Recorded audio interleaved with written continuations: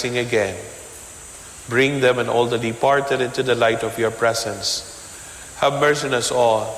Make us worthy to share eternal life with Mary, the Virgin Mother of God, with the apostles, with all the saints who have done your will throughout the ages. May we praise you and union with them and give you glory through your Son, Jesus Christ. Through him, with him, in him, in the unity of the Holy Spirit, all glory and honor is yours, Almighty Father, forever and ever. Amen. Now we show to the Father that the Holy Spirit already descended on us. We are now inspired and we are enthusiastic. Joining our hands together, we say, Our Father in heaven, holy be your name. Your kingdom come, your will be done on earth as it is in heaven. Give us this day our daily bread, and forgive us our sins, as we forgive those who sin against us. Do not bring us to the test, but deliver us from evil. Amen. Deliver us, Lord, from every evil and grant us peace in our day. In your mercy, Lord, keep us free from sin and protect us from all anxiety, as we wait in joyful hope for the coming of our Savior, Jesus Christ. For the kingdom, the power, and the glory are yours, now and forever. Lord Jesus Christ said to the apostles, I leave you peace, my peace I give you. Lord, look not on our sins, look not on our imperfections, weaknesses, limitations, failures. Look not on our idiosyncrasies, but Lord, look on the faith of your church. Look, Lord, on the faith of the Filipino people. Look, Lord, on the faith of these people gathered in your name at this very moment. And grant us the peace and unity of your kingdom where you live forever and ever. Amen. The peace of the Lord be with you always. And also with you. Ipakita po natin tayo puspos ng banal na Espiritu Santo. Ibahagi ang ating matamis na ngiti. Shake natin ang ating mga kamay bilang sagisag ng kapayapaan sa ating sa peace, Father. Peace be with you.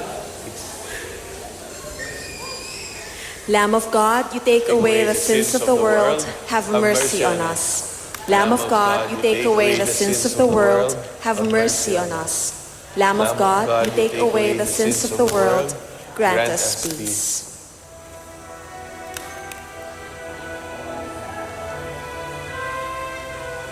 Behold the divine word, our resurrected, ascended Jesus, our divine healer, our miracle worker, our true peace, our real love, our Emmanuel, God is with us.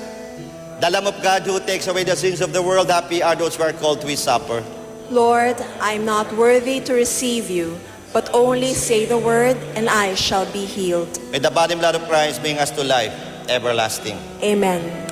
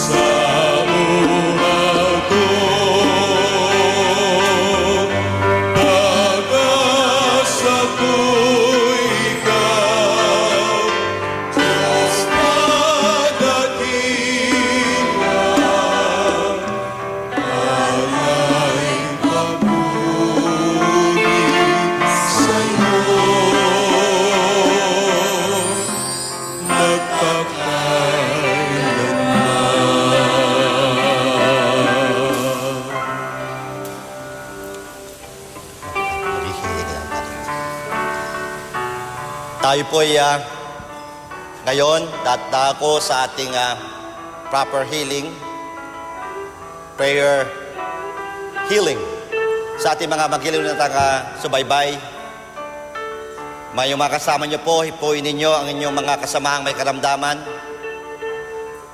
Manalig, ang Diyos ang nagpapagaling, ang banal na Espiritu ang magbibigay ng lakas, ang ating Panso Kristo ang siyang hihipos sa atin sa mga sandaling ito. So Heavenly Father, we lift up to you our sick brothers and sisters. Tinataas po namin ngayon ang aming mga kapatid na may karamdaman. Ikaw, Panginoon, ang nagbigay ng buhay. Ikaw rin, Panginoon, ang magbibigay ng kalusugan.